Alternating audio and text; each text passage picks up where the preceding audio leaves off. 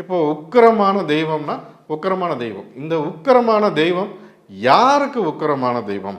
வீட்டில் வச்சு வழிபாடு செய்கிற அந்த குடும்பத்தாருக்கு உக்கிரமான தெய்வமா, இல்லை அந்த அந்த வீட்டுக்கே உக்கிரமான தெய்வமா அப்படிங்கிற ஒரு கேள்வி.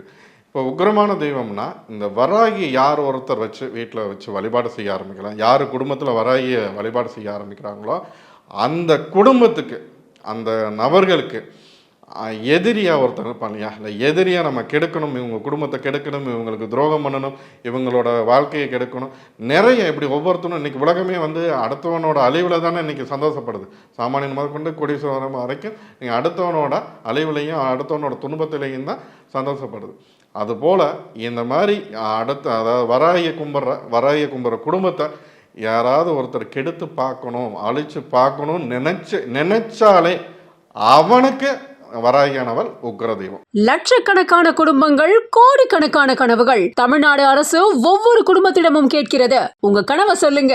தமிழ்நாடு அரசின் வரலாற்று சிறப்புமிக்க முன்னெடுப்பு.